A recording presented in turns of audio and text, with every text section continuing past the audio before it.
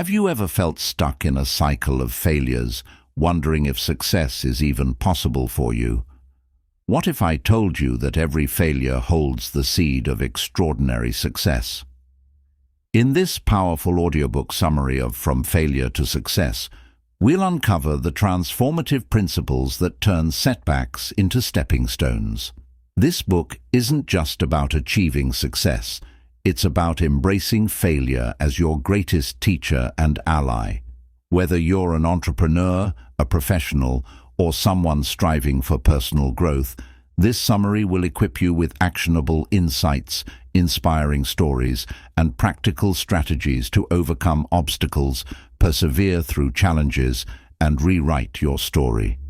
Get ready to discover the mindset shifts and habits that will propel you toward your dreams.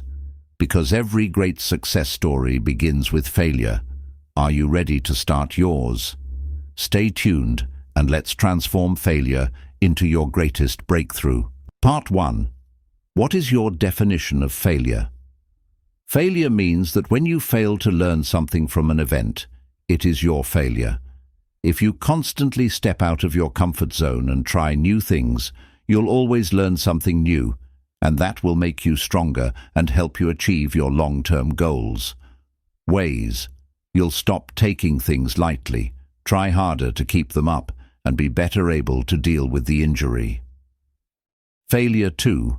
Dealing with failure due to unreal expectations. The second minor type of failure is failure due to unreal expectations. Some people get caught in a cycle where they set unrealistic expectations, fail, try again, and fail again for being fake with what they can achieve. Measures to prevent this failure from happening. Do the proper research before setting the goal. Stupidity leads to unreal expectations, which leads to loss. Be careful when you are a newbie. Let's say you'll get average results and focus on proven strategies instead of looking for magic. Be prepared to change your approach if your current strategy is not working. Being stubborn will not work when your approach is not practical. Accept that things rarely go according to plan. It may take you longer than expected to reach your goal, and you will probably underestimate what you can achieve in less time. So, be patient. Failure 3. Dealing with failure due to lack of focus. The third minor type of failure is a need for more focus. When you focus on too many different goals, you will help your performance. This will lead you to failure faster because it is only possible to reach essential goals by leaving behind less critical objectives. To avoid this type of failure, prioritize big goals and spend most of your energy on accomplishing them. It is essential to limit your focus for success. Embrace boredom and stick to the things that work well for you, even if they are no longer as exciting as initially. Exercise. Focus on the extreme focus, the essence of the goal you want to reach. Often you can point to just one crucial action that will make every other effort easier or useless. Take this action to gain clarity and attention. Focus on the extreme focus. Failure 4. Dealing with failure driven by fear. The fourth type of failure. Failure is driven by fear. It can be divided into fear of the unknown, fear of rejection, fear of losing one's identity, and fear of losing a relationship. When dealing with the fear of the unknown and fear of rejection, the only way to prevent it is to put yourself in difficult and uncomfortable situations in which you are faced with the unknown or rejection. The more times you do it, the easier you'll be with it. Soon you'll learn to act despite those disliked feelings of discomfort, and fear will stop being a paralyzing factor in your life. When you fail for fear of losing your identity, it is because there are negative aspects of your life that you consider to be you. If you think obesity, poverty, shyness, or any other negative traits are part of your identity, throwing them out is scary and inconvenient. But you have to realize that life is growth. The sooner you eliminate those terrible things, the better your life will be. Eventually, people fear losing connection when working or reaching their adventure goals. This fear is not unfounded. Some people will consider your efforts as a threat to their self-respect. The best solution is to hang out with people who don't behave like this and actively help you reach your goals. Failure 5. Dealing with failure due to self-sabotage. Fifth kind of failure. Failure due to self-sabotage. When an individual lacks the self-confidence to face their fears boldly or does not believe that they can achieve a given goal as a human being, if you do not trust them, then they will compromise their efforts. This behavior usually involves making excuses or circumstances leading to failure or inaction. For example, an individual would unknowingly prefer to stay up late for some reason, so they may look tired during job interviews and reduce their chances of success. Then, if they fail, they think they defend their ego by saying things like, "I didn't get this job because I had to get up late." If you fail because you're so desperate to reach your goal that you don't stick to a stable daily routine, understand the difference between sprinting and marathoning. A brief sprint can be extremely helpful for getting up to starting speed with a new goal. For this, decide daily purposes and focus on achieving them. This will go a long way in helping you, after a fixed period, like a few weeks or maybe a few months, build a more sustainable daily routine that will allow you to plan well for those big goals that take years to achieve. Because small steps taken daily and continuously are better than accidents and risks. Failure 7. Dealing with failure due to self-licensing. Self-licensing is a phenomenon in which a person engaged in good behavior is more likely to engage in negative behavior, such as weight loss. In such a situation, pay attention to what you eat after exercise. Do not take too many high-calorie foods during a workout. Sometimes people consume it more than necessary, due to which practice starts contributing to weight gain instead of reducing their weight. Regarding health, don't unthinkingly believe in healthy foods. Just because some food comes with a healthy label doesn't mean it's healthy for you. So eat only what can help you stay healthy. In finance, be aware that you are saying no to unnecessary purchases whenever you make a sound financial decision. So be bright towards saving and earning money, and don't stock up on things you don't need to be an intelligent buyer. Transfer it to an automatic monthly savings account to save at least a small part of your income. Set a low spending limit on your credit card. Appreciate yourself for those decisions by making which you have made progress in your health and image, like eating a healthy salad instead of chocolate, exercising instead of laziness, and eating more calories than you need. Part 2. 5 rules and practices for developing and maintaining a success-friendly mindset. Apart from these 5 rules, it would help if you listen to the Mindset book on Cuckoo FM. This book demonstrates how we can achieve our goals by changing our mindset. Rule 1. You should live your life the hard way and adopt uncertainty continuously. The quality of your life depends on how good you are at dealing with fear and uncertainty, so be assured that you fight against an uncomfortable situation rather than avoid it. However, it's not always fun to put yourself in such a situation, but this is one of the best ways to attract more success in your life. Exercise. Living life the hard way. Try to put yourself in uncomfortable or scary situations at least once a week. This will help strengthen you and prepare you to handle any unexpected trouble calmly. The next time you feel uncertain or afraid about something, tell yourself that you must do it right because you're scared. Rule 2. You should show your ego the middle finger. The fear of embarrassment should not be on your mind when you learn something new. If you don't try again for fear of not being fooled, you're actually on your way to failure. Don't take your losses seriously. Exercise. Try again. If you protect your ego by avoiding looking stupid when learning something new, put yourself in many such situations. Instead of worrying about what others think of you, try again. Rule 3. Feel yourself worthy of success. If you do not believe that you are capable of success, then you will waste your efforts.